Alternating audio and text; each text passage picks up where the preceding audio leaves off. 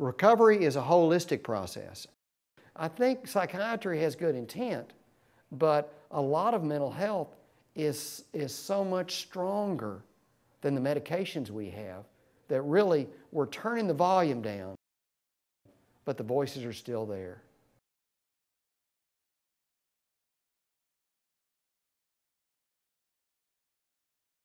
And these are individuals with mental health challenges who are assisting others with mental health challenges. My name is Jim Lemon, and I am hired to coordinate a network of mental health peers. The peer specialist was a new position, a new concept. They were convinced that people who had suffered from mental illness and had an upswing could provide services to those who were still suffering.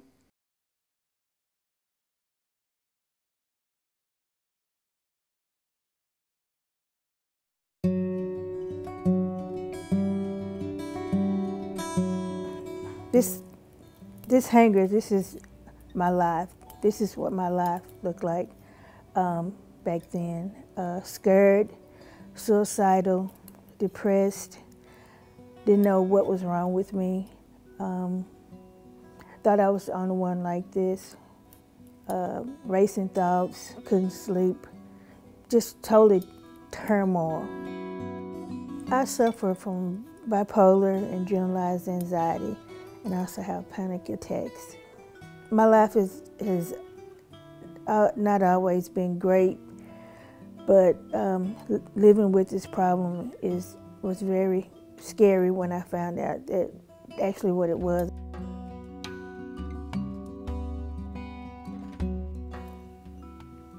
Driving, with having an episode was the totally scary thing in my life. Driving, going back and forth to work, traveling 30 miles a day, not knowing that you're sick was a very dangerous thing. I could have lost my life. When I have an episode, I don't eat, I don't sleep. It's like my mind is racing. I have no control.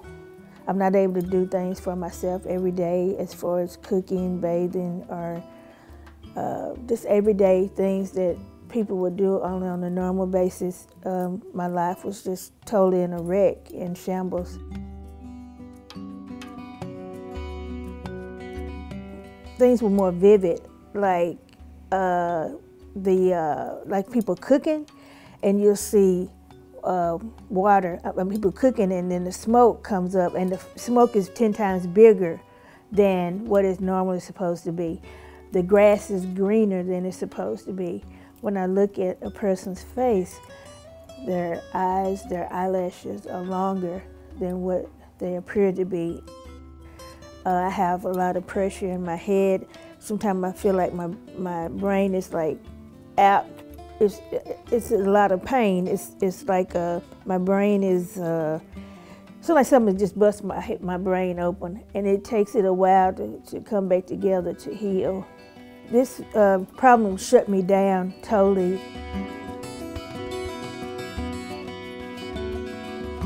This is something that I have to live with, and I have to learn how to live with it each and every day, because each and every day is a challenge for me. I got better every day. I feel like talking. I feel like paint my nails, or I could go and bathe myself, take a bath, and try to. It's just one day at a time.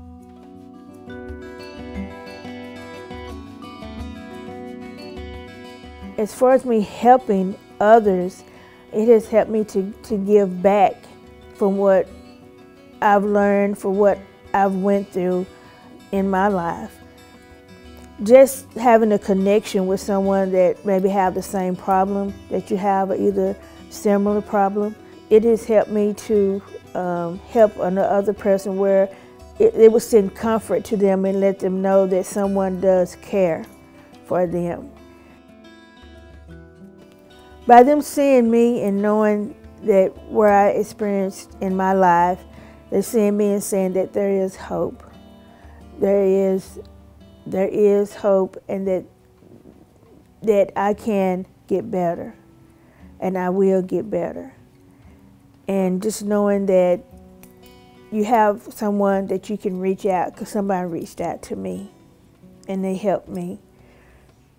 And I just thank God that someone did, and I thank God for the counselors and all the people that have played a big part in my life to get me to where I'm at now, because this road has not been easy. It's been very hard. This was my life, and now this is what I feel that my life is. Now, it's not as perfect as this hanger, but I'm on my way, and I can be glad about it and thankful. Thank the Lord above.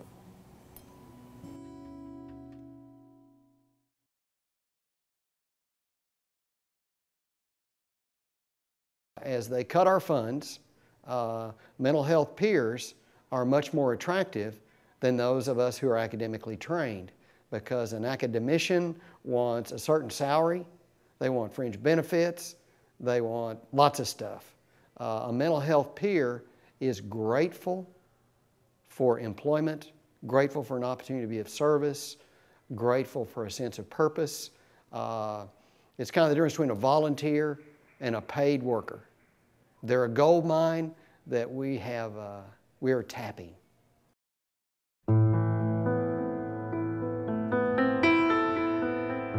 I grew up in a normal family with a normal alcoholic father. When I was 7, they were divorced. When I was 8, I was sexually abused. At 9, I was hit by a car, broke my leg. Junior high, I started hearing voices, having suicidal ideations, drinking at school. I barely graduated junior high and I moved to a new town.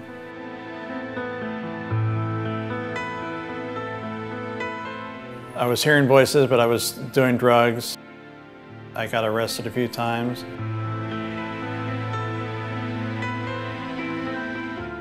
After that point, every time I got arrested, I stayed calm. I didn't want to go back there. I would just do drugs and get back out on the street. After a while, the voices just got so relentless, and one morning I tried to take my life. They took me to the hospital, patched me up, took me to the psych ward. I stayed 14 days. This time it was kind of like a little vacation. When I got out, I went to adult mental health outpatient, and did dual diagnosis programs. Saw a therapist and was medicated, diagnosed with schizoaffective disorder. I bounced back and forth between houses, and I went from California to Texas to Kansas, back to Texas. When I moved to Texas, I started at the Burke Center, and they had a holistic program where they helped me improve my skills to survive in recovery. They worked with me step by step. They believed in me. I went back, got my GED, got my dentures, bariatric surgery. I live in my own apartment, have my own cat, take care of all my bills.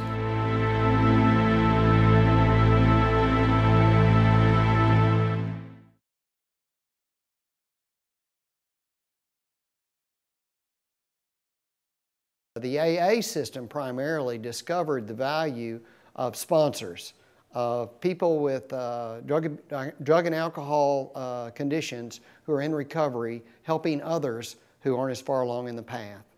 And what we've done is we've taken people that were consumers and said, you know, you got something to offer, we would like you to be helpful to others.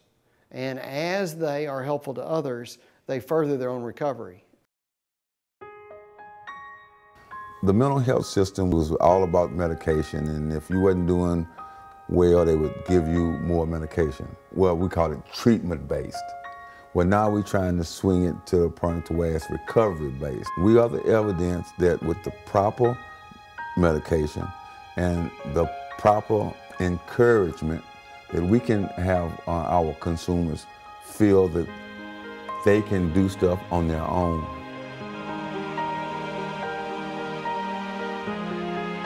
The coalition is all about mental health recovery and what a person needs to do to stay well and to be focused in their recovery.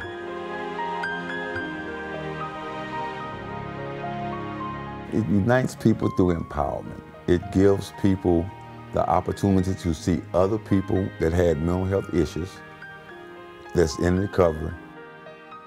We have what you call a wellness toolbox. It gives me the initiative to stay well, and it provided me tools in order to stay well. It equips you with the ability to make decisions for yourself before you get to the point where you can't. The tools would be a daily maintenance plan, to where as a person would be able to do something for themselves every day on a daily basis, like knowing your triggers, being aware when you're about to have a crisis, what to do in a crisis, and what to do after you have a crisis. We can discuss different things and different methods that keep us well. We exchange ideas, and especially when we're working with other consumers, we have a tendency to trade ideas on if they're in a situation that they're not familiar with, that I might have ran across that situation. I could tell what I did to help that person, and then they could tell me some things that I might need to know to help someone else if I'm in an adverse situation with a person. In their recovery, they are stable, they're independent, and they are focused on being positive and productive and living life on life terms. Standing amongst one another, that if we can do it, then the recovery model can be spread into the system to whereas we can enable other people to do it, to whereas I can help someone else in their recovery.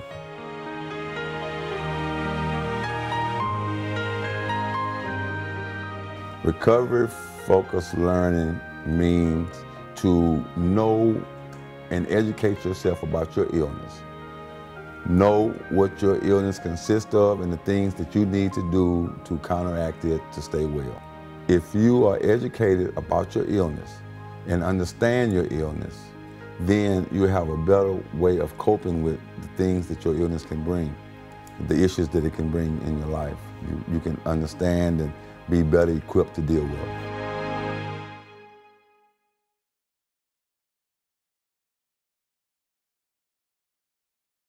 Those people that when they walk out of your room, you feel like you ought to pay them instead of them paying you. That's the person you want to approach with, hey, would you like to be a peer provider? Would you like to take some of those life experiences that you're carrying around and help others? Every professional has got a caseload of people that when they go home at night, they think about. They've got ones that they mull over and go, oh, I wish I'd have done better. And then they've got a few that go, man, that person has lived so much more of a life than I have. You know, how can I help them? You know, who am I to be helping them? And the answer to that is you can be their roadway into service.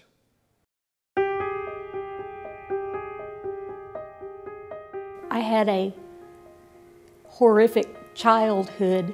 My mother went into labor and went to the hospital to have me delivered.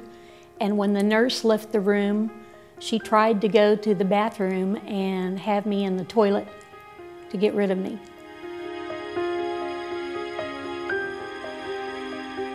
I began to fear when I was 4 or 5 that my parents were trying to kill me, and I think that was the beginning of my mental illness. I became very frightened of my parents. There was a great deal of abuse. By the time I graduated high school, I was an addict. I married when I was 20. I had a child when I was 21, which was the best thing I ever did. I divorced my husband. I married again. I married a total of 3 times, have 3 divorces. I decided when I was 27 and still an addict that I was college material. So I decided to go to college. My son started first grade the year that I entered college, so we went to school together. We studied together, and kind of grew up together.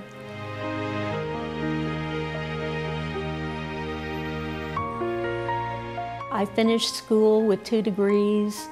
It took 10 years because I was working at the same time and raising my son alone, but I did it. I became a school teacher. At that point, I was an alcoholic also. I don't recommend working, raising a child, and being an addict and going to college to anybody. It's kind of difficult. In 1991, I was able to get clean and sober through AA, God bless them. I was still having problems with personality, with mood swings and the like. In 2007, I came to this area and found the Burt Center. The medication they put me on helped me find what I needed.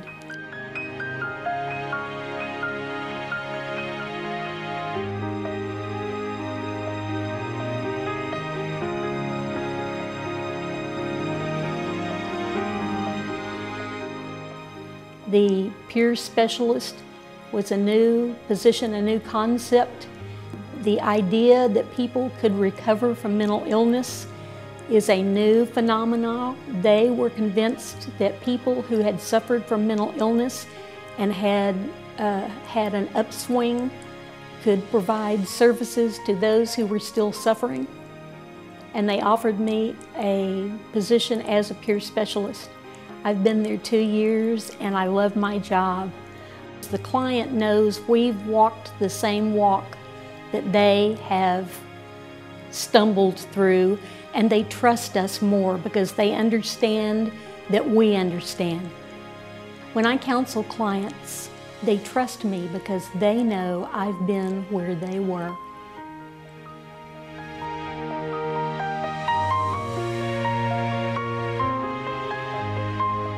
One of the most pronounced barriers to recovery is the stigma of mental illness.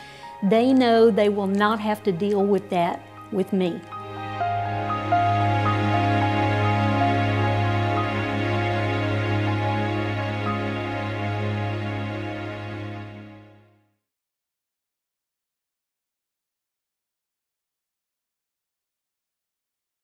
When somebody comes in and they're singing the blues about how lousy their life is, most of my peers can come up with something that's even worse.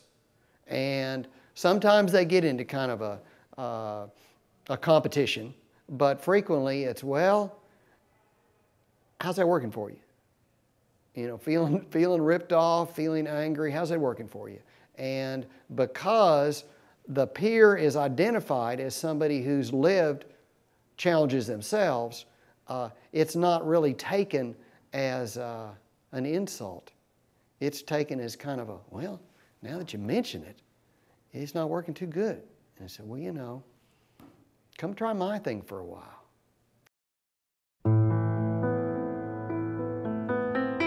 I'm from the Appalachian Mountains, eastern Kentucky. I spent 3 different times over in Vietnam, was wounded twice over there.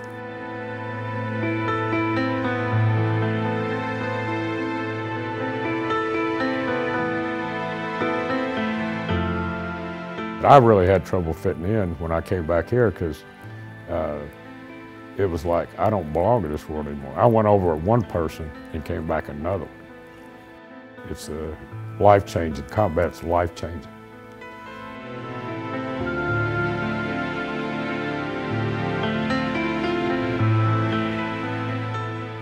First year I was out, I went through like 15 jobs. I couldn't find anything I could actually do. I couldn't be cooped up, couldn't be inside, couldn't do the same thing over and over and over. So I actually landed up working my way through college at the University of Louisville, got a degree in criminal administration, and started a career in law enforcement. I did undercover work all over the country, and I could actually, when I needed to just drop out of sight, they would allow me that luxury. And then I would land up in some city in depression for 3 or 4 weeks and get back and, you know, go back on the clock.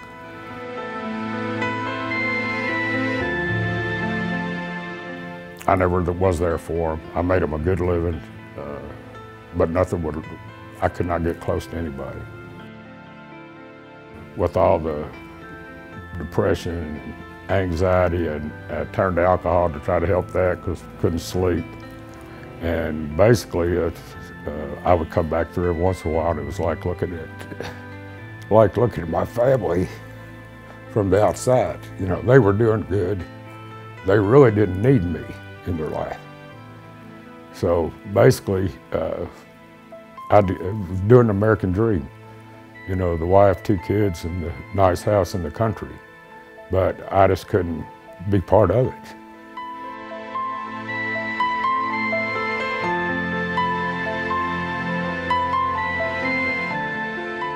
The chaos continued. I just had more time in my chaotic world and still couldn't get close to my family. I could just see them there in the nice house and new vehicles, whatever they wanted, but that's as close as I could get.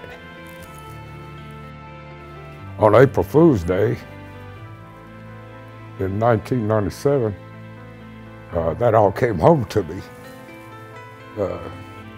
My son, who was at the University of Texas, April Fool's Day ended up killing himself, taking his own life. And that was when it came to realization that, you know, they didn't need all the stuff. What they really needed was a husband and a father. And because of my illness, I couldn't do that, even though I did love them.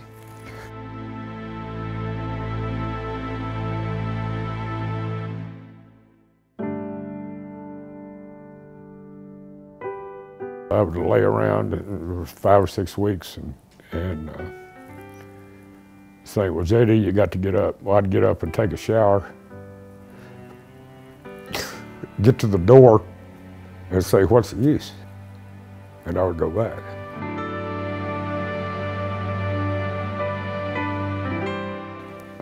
I'd pretty well exhausted my life. Pretty well lost everything but anything to me. Lost my son. So I decided I didn't want to be here anymore. And I landed up in the VA psych ward in Dallas. Landed up going to the PTSD program, which is an 8-week program, in-house program in Waco. And by then, I'd got to the point where, you know, I've undone all this chaos. I need to help others stay out of this. I can make a difference in these veterans' lives.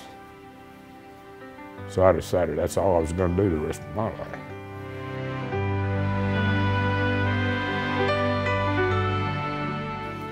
I was trained as a facilitator to do groups for veterans, so I went out in these small towns and had groups for PTSD veterans, met a lot of veterans, and seen the problems that everything that they was telling me I'd already been through for many, many years.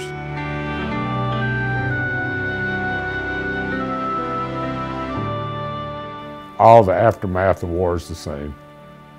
And that's one good thing about the PTSD groups, is you have Iraqi vets and Afghanistan vets mixing with Vietnam vets. And then they find out that, wow, you know, we're a new generation, but we went through the same thing that they're going through.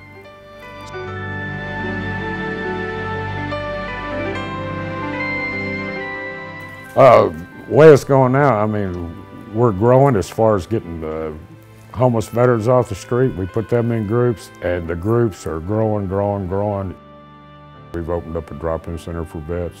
We've opened up 2 residences, most beautiful residence you've ever seen for homeless vets, where it's not a shelter, it's just like a family unit, but we're all brothers, and we live as a family. I mean, the last 18 months, it's just been amazing, the inroad that Andrews Center has actually made.